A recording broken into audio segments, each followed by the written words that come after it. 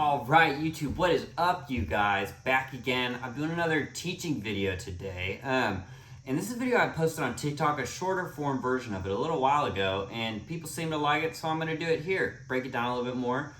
First off, I want to say again, I'm going to say this at the beginning of all the videos. Thanks to all the subs, all the people that have subscribed. The channel's just growing like crazy, and guys, we have a ton of cool stuff coming. I promise I'm going to take you guys on some stuff that like no YouTuber in this industry is taking you on. There's a couple really cool videos coming out that I think you guys are gonna think is pretty cool, and my first time doing some of this stuff as well, so I'm gonna take you guys along for the ride. All right, let's hop right into it, man. I'm talking about John Mayer in the CAGED system. So what I want to kind of like do with this video is, obviously I'm playing Slow Dancing in a Burning Room there, right? We all know it, we all love it. I'm playing an SE John Mayer Silver Sky, right? I had to pick this guitar up for this video, right? If you've got it, might as well. But I wanted to kind of talk about like mainly just that verse and intro progression, in like how I'm seeing the CAGED shapes. And I tried to show in that beginning example a little bit of lead playing and a little bit of playing the shapes and playing the progression in different parts of the neck, which is going to be a thing I think I reiterate a lot in this video, is like learn the progression, but don't just learn it. You know, that's how he's mostly playing it, I think, where he's going, and even that very beginning part, right? What are we outlining right there? Right there, that's straight out of a C sharp minor in E shape, right? That's our E minor shape, but C sharp minor. Now I'm putting my thumb over, but it's just like this, right? You know, so right off the bat, if you start thinking about this, at least this is how I think about the fretboard. When I'm playing through this stuff, I'm thinking about the shapes as my markers, and then I've got my umbrella kind of home base key of like, okay, we're in C sharp minor or E major, right? They're relative to each other. So I know that everywhere. And then when you're comfortable with the progression, I know I'm going 6, 4, 1 is what that verse progression is. And I'm just gonna focus on that. You can start looking and saying like, okay, where am I playing stuff? And maybe you're used to playing the progression just like, you know, and if you watch videos on YouTube of you teaching how to do it, that's pretty much how he does it. But you could also go, right? What about that? Or you could go, right? Or what about like going, or, see how I'm doing it through all the different shapes of the stuff? And this is why the CAGED system is so powerful, because once you get these shapes really under your fingers, you're gonna be able to move that around everywhere. And that combined with knowing the just major scale throughout the whole thing, I can say, okay, if we're playing out of this shape,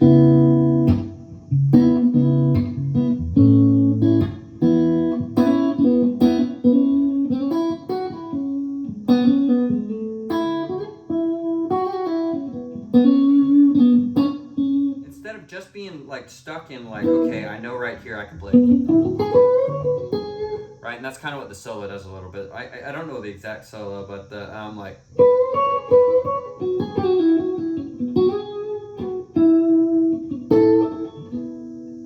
you know. So let's walk through it. This first one, the C sharp minor. I'm thinking that E position. Now this is, I talk a lot when I'm teaching CAGED stuff in major shapes, but the next step once you have the major shapes down is start saying, okay, what's the difference between a major chord and a minor chord? And start building those minor shapes. So it's, this would be C sharp major, and that's our E home base shape, C sharp major in E shape. And a minor chord is just, instead of the major third, it's the minor third. So where your middle finger would be, we're just gonna take it down, right? Which is just like an E minor down here. So that's what I'm thinking when I'm here. Now here, right, what is this? Now I'm playing it with my thumb over, and the thumb is, if you're not used to it, a great tool, an awesome tool, man, because that allows you to do all that. Even up here, right? It gives you that access to be able to hit those Hendrixy, Stevie Ray Vaughan, John Mayer, right? Things all guitar players are doing now. So this is E shape.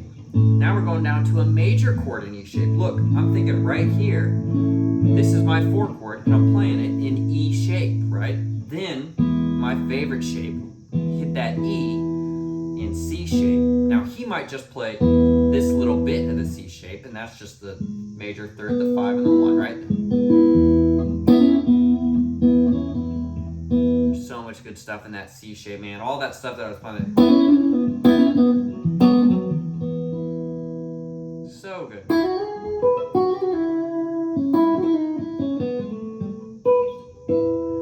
Right, so the normal progression when he's playing it, we're going E shape, C minor, C sharp minor, sorry. E shape again, but it's a major chord, A major, and then down to E and C shape, right? So that whole intro thing outlines all that. It's going. I mean, look at, if you sit and look at that he is straight just outlining a C shape chord, or I'm sorry, a C sharp minor chord in E shape. I know this gets a little confusing sometimes, but I played the second half of it there on accident. But the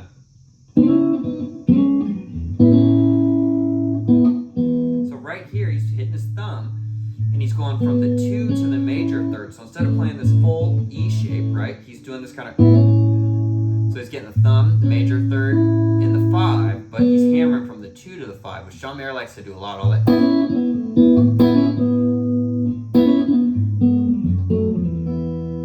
You know, so what I'd encourage, like, how do you practice? How do you utilize it? You might just know that because you've sat and learned it from someone on YouTube or whatever, and that's how he's playing it. So I'd encourage you to take that progression, the 6, 4, 1, and try and play it in a different set of shapes. Say, okay, I'm gonna start with my 6 here. This is an A-shaped 6 chord, right? It's a C sharp minor in A shape. And maybe I go.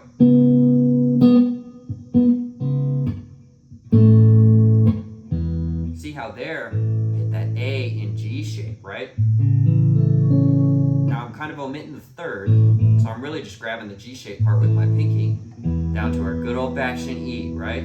And I'd take it and mix it up. Try and like lock yourself in one set of shapes that you're not used to, and just hit it. Go with the groove, just do it.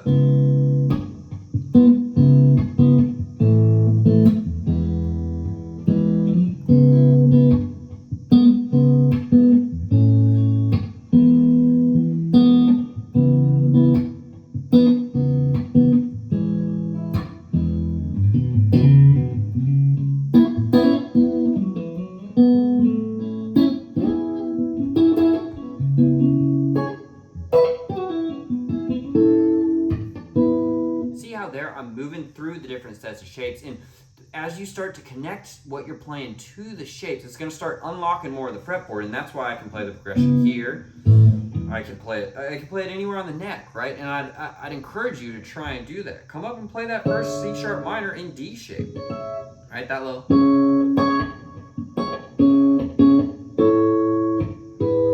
And a good way, if you don't know which shapes to go to, is I'd sit and look at what I just did, where I'm saying, how little can I move my hand, right? So look at how little I'm playing C sharp minor and D shape right there. Then I'm playing A in flat out A shape, but an octave up, and then E in E shape. And don't be afraid to just grab a little bit of those chords. You know, you don't have to go to this chord every time, that whole thing, you know. Same with this C sharp minor, and you guys saw me do that in an intro where I was going, right, that's out of this A shape. It's an A minor shape, but it's right out of it. And I'm just thinking these three. Did a little bit of that, right? And then I just come up, grab these three, hit that low root, you know? So I'd encourage you to lock yourself into a section that you're not comfortable with and find those shapes around there, you know? And the more you do that, the more for like all the shapes, it's just gonna start connecting. Now, on top of that, in each of those shapes where we're at, I'm thinking it's E major or C sharp minor, right? I think in major, and if it's a minor song, I'm gonna focus my my phrasing to end on the 6 more, but I'm always still thinking E major. I'm going,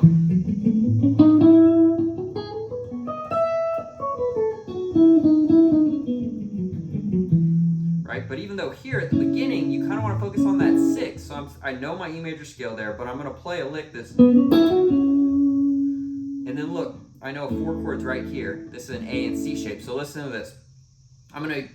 You can hear the chord changes because I know where those chord shapes are right there without playing the chord behind it, because I'm targeting a specific note out of the shape I'm headed to end my phrase on. And that's what turns your ear, so I can be like,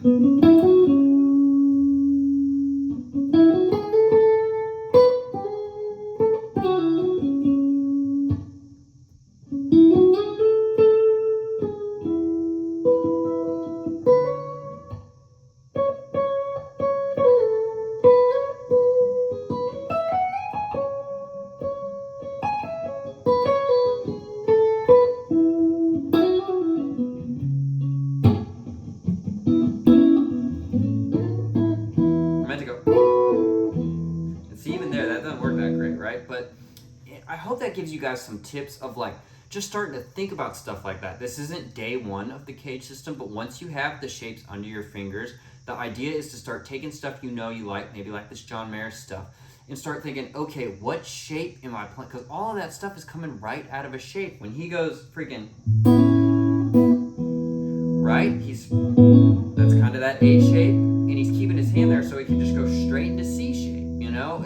If you just learned it as the lick, you might just have memorized, okay, I hammer on here to here, and then I'm, you know, but if you're thinking about it, it's like, okay, I see that shape, I see where it's at, you know, and it unlocks so much. And I really encourage you to just go through the fretboard, and you're gonna have to identify, okay, where are the parts that you're weak at? What shape transitions are you not as great at? Like this one, playing that C sharp minor in D shape, you might not ever do that really, you know? And try and move your hand as low as you can. Look, I can go.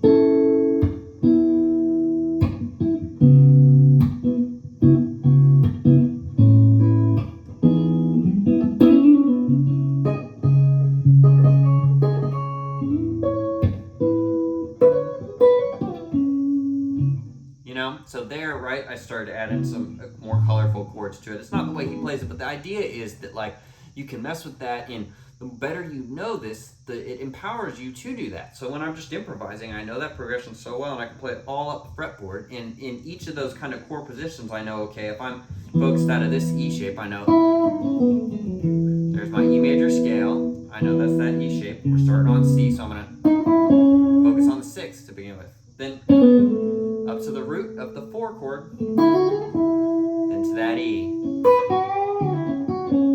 that 6.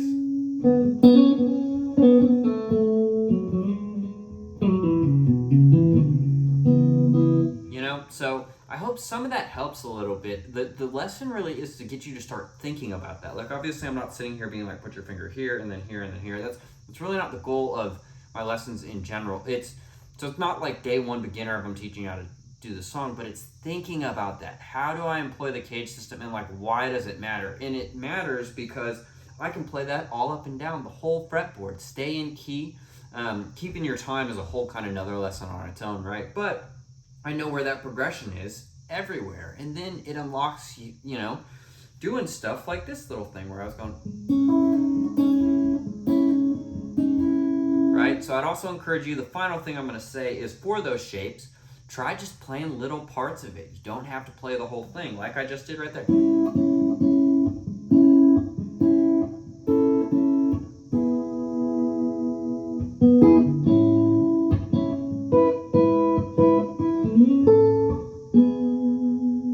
know, get a little bit of that. Play that C sharp minor I can play like this. I can play like this. This is a power chord, right? Up here, there's so many. I could do these three. I could do just kind of this. I could do this. Or come up and do this. So I know I'm rambling a little bit, you guys, but tell me if any of that helps you at all. Like, I know it helped me a lot, and I'm trying to bridge that gap of like, how do I start using the CAGED system? Okay, I've learned the shapes. What do you do with it? So start taking stuff you know and like employing it. Look and be like, what shape am I playing out of? Try and play the major scale out of that shape, or the minor scale. I mean, you know, but I hope some of that helps. It's helped me a ton, and it really does unlock the fretboard. It takes years of practice to really get this going and going good, but I promise, like, you will be more fluent and know where you're going and know all kinds of shapes and all kinds of colors you can add by just sitting and, you know, hit a progression like that over and over, all up and down the fretboard. So I think I'm going to kind of end it there for the lesson wise. I hope you guys enjoy some stuff like that. Like I was saying before, man, I got a ton of cool stuff coming. Lots of cool stuff. I'm not going to be sitting in these outdoor chairs all the time. This is a temporary thing. But yeah, I hope you guys are stoked. I'm really stoked. I'm going to be taking you guys on some vlog stuff that's coming up that is really cool. And some of it's definitely going to be a little different. And it won't all be based on music. It will be based on music, but some of the stuff I'm about to do with Landco is other sides of the industry that I think you guys are going to see, and I think you guys are going to think it's really cool and unique. But, man, I can't thank you guys for subbing enough, following the journey, everybody that's taken a lesson. I've gotten so many lessons. If you're interested in that, shoot me a DM on Instagram. I promise the website's coming with a more easy and formal way to get you in on a lesson. But if you liked it, hit subscribe, hit the like button if you liked it, right? I'm doing the YouTuber thing now. Hit the bell. And I think that's it, man. So practice that stuff. Tell me in the comments if this helps you. And if you've already been doing this, like, what helped you for the new cats, right? I think that's it. So until next time, peace.